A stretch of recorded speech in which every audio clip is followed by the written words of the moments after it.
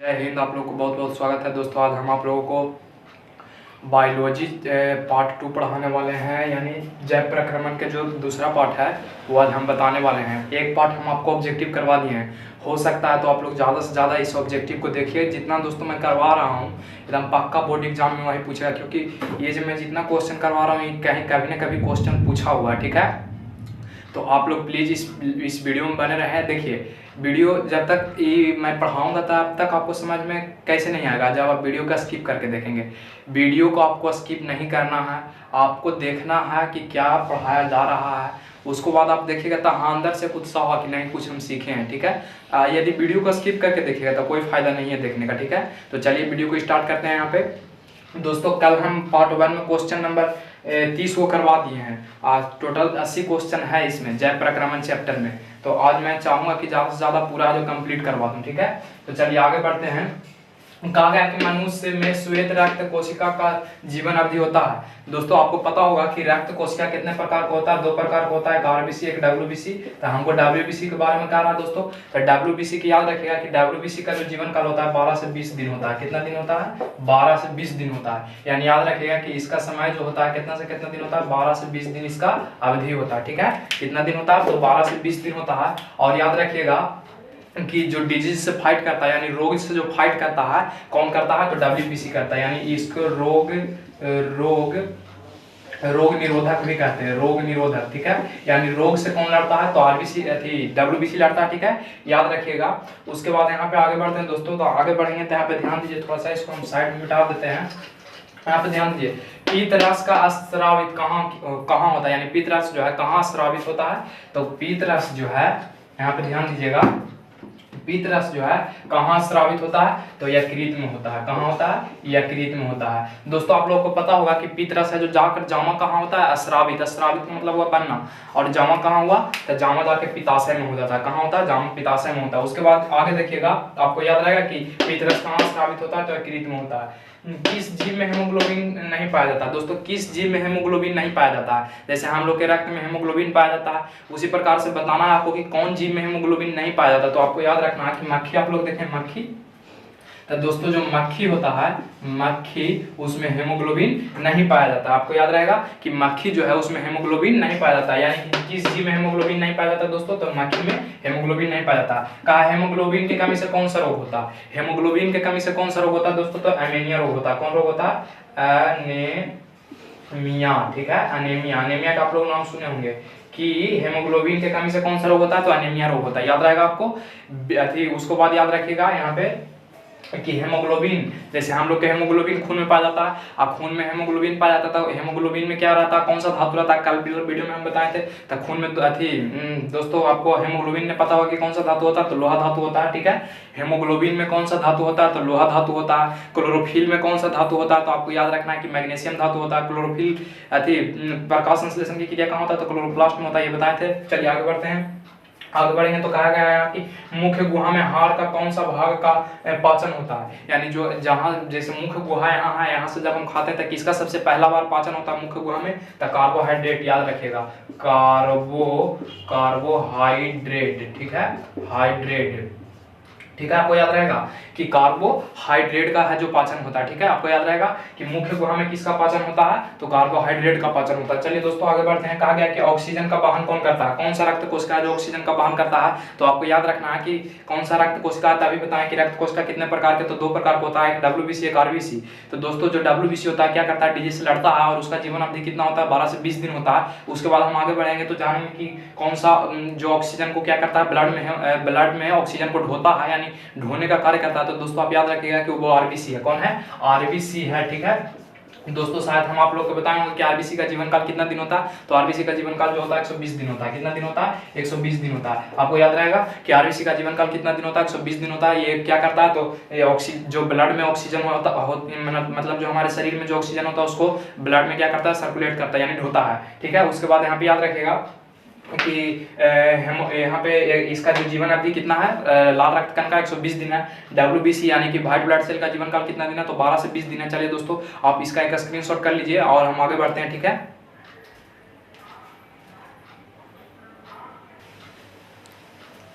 चलिए दोस्तों अब आगे बढ़ते हैं। आगे बढ़ेंगे तो यहाँ पे देखेंगे हम सबसे पहले आप क्वेश्चन आगे बढ़ाते हैं। तो क्वेश्चन आगे बढ़ेंगे तो कहा गया निम्न में से कौन सा स्वपोषी है। स्वपोषी दोस्तों हम पिछले क्वेश्चन में आपको बता दिए थे, ठीक है। थोड़ा सा इस क्वेश्चन को देखिए, थोड़ा सा वेट कीजिए।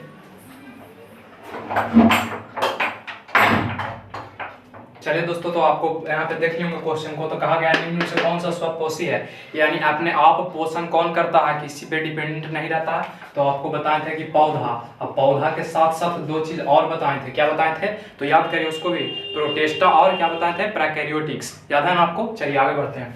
आगे बढ़ेंगे तो मानव का प्रमुख उत्सर्जक क्या है। मानव का जो प्रमुख उत्सर्जक है दोस्तों कितना है, कौन है तो ब्रिक है। कौन है, ब्रिक है। और मनुष्य शरीर में कितने जोड़ा ब्रिक पाए जाते हैं तो एक जोड़ा ब्रिक पाए जाते हैं। एक जोड़ा का मतलब जैसे एक जोड़ा चप्पल था दूगो, तो इसी एक जोड़ा ब्रिक था केगो दूगो, यानी कि जो मानव में किडनी, इंग्लिश में इसको किडनी बोलते हैं, किडनी के वो पाया जाता है तो दो पाया जाता है। जैसे ना सिंपल भाषा में बोलते हैं कि किडनी खराब हो गया था, वो किडनी पर काम चलता है। तो उसी प्रकार से मानव का प्रमुख उत्सर्जक क्या है तो ब्रिक है।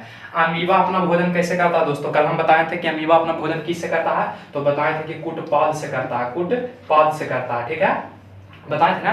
फिर बताइए तो अमीबा श्वसन कैसे करता है तो विसरण विधि द्वारा करता है। बताए थे कि अमीबा जो है विसरण विधि द्वारा क्या करता है, श्वसन करता है। बता दिए थे आपको अमीबा जो है विसरण विधि द्वारा श्वसन करता है। उसके बाद बताए थे दोस्तों कि इसका आकार है जो निश्चित नहीं होता, इसका आकार है जो निश्चित नहीं होता। और इसका ये जो भोजन करता है कुटपाद के थ्रू, ये कहाँ पचता है, अमीबा जो भोजन करता है कुटपाद के थ्रू कहाँ पचता है तो राजधानी में पचता है। बताए थे आपको। चलिए इसमें कोई भी ये कैसा जीव है अमीबा तो एक कोशिकीय जीव है। कैसा जीव है तो एक कोशिकीय जीव है। ये आपको बताए थे कि एक कोशिकीय जीव है, याद रहेगा आपको कि अमीबा कैसा जीव है तो एक कोशिकीय जीव है। चलिए आगे बढ़ते हैं। आगे बढ़ेंगे तो यहाँ पे ध्यान दीजिएगा, कहा मछली का श्वसनांग क्या है। ये पिछले वीडियो में मैं बता रहा हूँ, फिर से उसी क्वेश्चन रिपीट हो गया है तो आपको पता होगा अच्छा से कि मछली का श्वसनांग क्या है तो गिल्स है।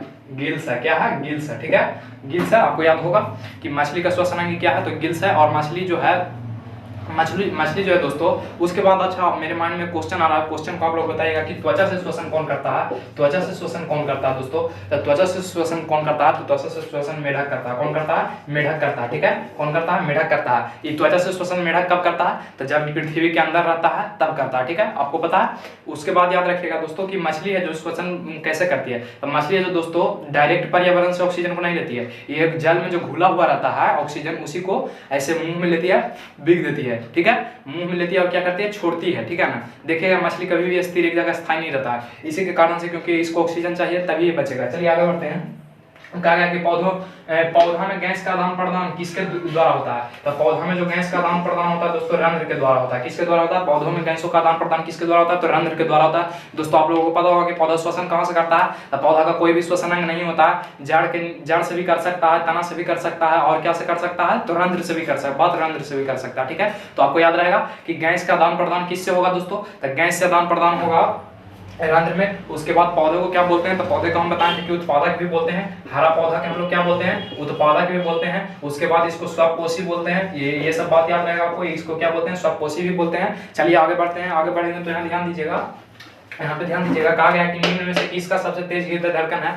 जो हृदय का धड़कन है वो सबसे तेज किसका धड़कता है तो याद रखिएगा कि जो आदमी है उसका हृदय का जो धड़कन है कितना बार धड़कता है 1 मिनट में। दोस्तों आप लोग कमेंट जरूर कीजिएगा कि मनुष्य का जो हृदय है 1 मिनट में कितना बार धड़कता है। आप लोग कमेंट इस वीडियो के लिए जरूर करिएगा तो आपको पता होगा दोस्तों। कहिएगा कि सर जी जो आदमी का हृदय का धड़कन है वो 72 बार 1 मिनट में धड़कता है। आपको पता होगा कि एक बार में कितना बार धड़कता है 72 बार धड़कता है। चलिए बच्चों मैं जानता हूँ कि आप लोग सही बोल रहे हो, ठीक है। चलिए यहाँ पे आप आगे बढ़ेंगे तो यहाँ पे देखेंगे अगला क्वेश्चन देखेंगे। इसका सबसे पहले आप स्क्रीनशॉट कर लीजिए।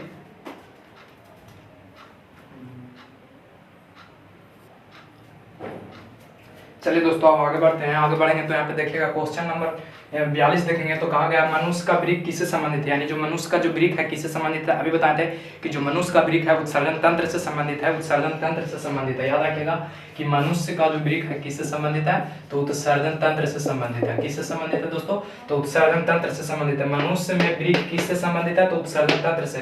प्रकाश संश्लेषण का क्रिया होता है, प्रकाश संश्लेषण जो मेनली रूप से होता है किसमें होता है दोस्तों हरा पौधा में होता है। किसमें होता है हरा पौधा में। लेकिन एक बात आप कंफ्यूज रहिएगा, देखिए कुछ ऐसे पौधे हैं जिसके लाल पत्ती भी होते हैं, अलग अलग तरह के पत्ते होते हैं तो उसमें भी क्लोरोफिल पाया जाता है और उसमें भी प्रकाश संश्लेषण की क्रिया होती है। ऐसी नहीं है कोई भी पौधा होगा उसमें प्रकाश संश्लेषण की क्रिया होगा। तो चलिए आगे बढ़ते हैं। आगे बढ़ेंगे तो यहाँ पे एक बात और ध्यान रखिएगा प्रकाश संश्लेषण से। प्रकाश संश्लेषण का दोस्तों एग्जाम में पूछ देता है कि जो समीकरण है लिखें, तो प्रकाश संश्लेषण का समीकरण क्या होता है, तो आपको पता होगा कि CO2 प्लस क्या मिलेगा, जल मिलेगा। CO2 प्लस जल मिलेगा, यहाँ पे क्या होगा दोस्तों, तो क्लोरोफिल होगा, क्लोरोफिल होगा, ठीक है, क्लोरोफिल होगा।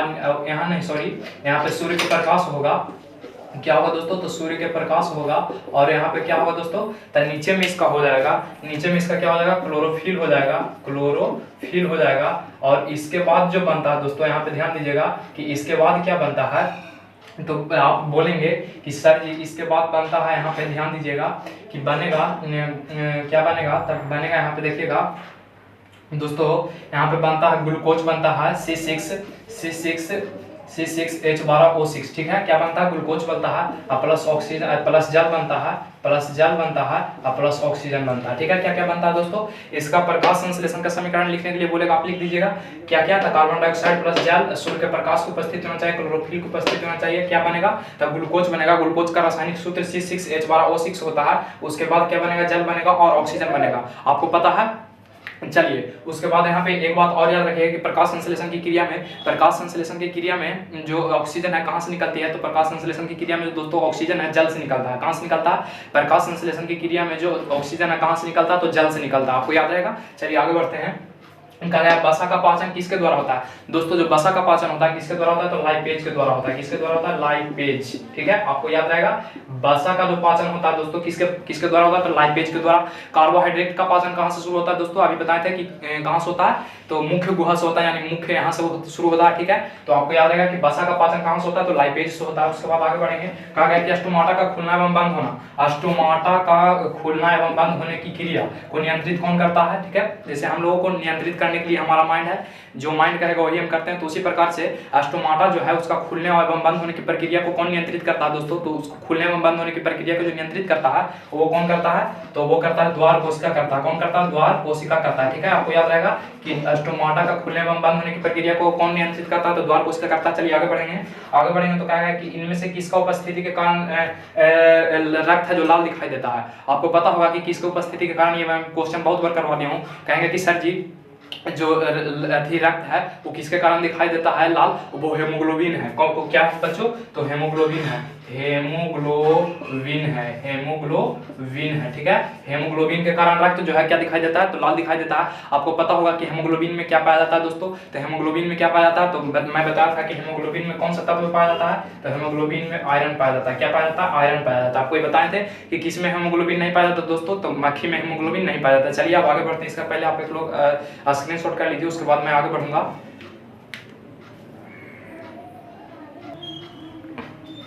चलिए दोस्तों अब आगे बढ़ते हैं। आगे बढ़ेंगे तो आप लोग देखिएगा कि कवक में पोषण का कौन सा विधि पाई जाती है, कवक में पोषण का कौन सी विधि पाई जाती है, तो याद रखिएगा कि कवक में पोषण का मृत जीवी पोषण पाया जाता है। कौन जीवी पोषण पाया जाता है, तो मृत जीवी पोषण पाया जाता है। अच्छा बच्चों आप लोग बताइएगा कि जो अति पौधा है, पौधा में कौन सा पोषण पाया जाता है, पौधा में कौन सा पोषण पाया जाता है, तो पौधा में कहेंगे कि गुरुजी सब पोषण पाया जाता है, सब पोषण पाया जाता है, पोषण पाया जाता है। अच्छा बच्चों बताओ कि मनुष्य में क्या पाया जाता है, कौन सा पोषण पाया जाता है, तो मनुष्य में कहेंगे कि गुरुजी मनुष्य में जो पाया जाता है प्राणी संपोषण पाया जाता है। मनुष्य में क्या पाया जाता है, तो प्राणी संपोषण पाया जाता है, ठीक है।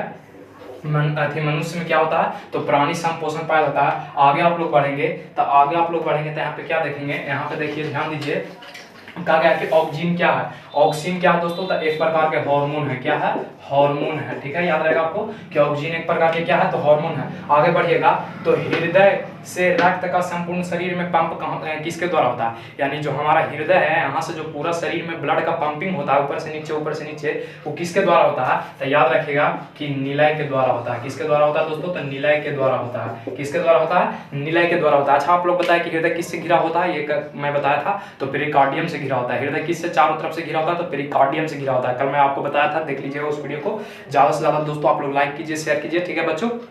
तो देखिए एक्चुअली में क्या होता है कि पढ़ने में मजा तब तक आएगा, आप वीडियो का स्किप करके देखिएगा तब मजा नहीं आएगा। देखिए एकदम पूरा वीडियो को, ठीक है। मैं 50 ऑब्जेक्टिव आज इसको फाइनल करवा दिया हूँ, और आपको पता होगा कि एक पार्ट में 30 हुआ है, इसमें 20 हुआ है। तो चलिए अब आगे बढ़ते हैं। यहाँ पे ध्यान दीजिएगा। कहा गया है कि द्विविखंडन किस में होता है दोस्तों? तो द्विविखंडन जो होता है अमीबा में होता है। किस में होता है? अमीबा में होता है। द्विविखंडन किस में होता है? तो अमीबा में होता है। आप लोग पता होगा कि अमीबा किससे श्वसन करता है। एकदम इतना बार एक बात को बोल लीजिए कि वो दिमाग से आपको हटे नहीं। अमीबा किसके द्वारा श्वसन करता है? तो मिश्रण के द्वारा करता है। अमीबा का आकार क्या होता है? तो अनिश्चित होता है। फिर हम बताएं कि अमीबा कैसा जीव है? तो एकोष्ठीय जीव है। इस प्रकार के बातों को सारा का आप याद रखिएगा, ठीक है। आगे बढ़ेंगे तो कहा गया कि इथाइल अल्कोहल किस प्रकार के श्वसन में बनता है? तो इथाइल अल्कोहल जो है किस प्रकार के श्वसन में बनता है दोस्तों? तो याद रखिएगा कि अवायवीय श्वसन में बनता है। अवायवीय श्वसन में बनता है, ठीक है। अवायवीय श्वसन में बनता है, ठीक है। आप लोग को याद रहेगा कि इथाइल अल्कोहल किस प्रकार के श्वसन में बनता है? तो अवायवीय श्वसन में बनता है। अच्छा बच्चों, चलो बताओ कि माइटोकॉन्ड्रिया को हम लोग क्या कहते हैं? ये कमेंट में आप लोग आंसर को छापिए कि माइटोकॉन्ड्रिया को क्या कहा जाता है। ये आप लोग कमेंट में छापेंगे। चलिए, थैंक यू। अब अगले वीडियो में हम मिलेंगे, ठीक है। ज़्यादा टाइम नहीं लेते हैं क्योंकि ज़्यादा लॉन्ग वीडियो होता तो कोई देखता नहीं है, इसी कारण से मैं शॉर्ट ही बना रहा हूँ। चलिए, धन्यवाद सभी को। देखिए, यदि अच्छा लगेगा तो लाइक कीजिए, शेयर कीजिए।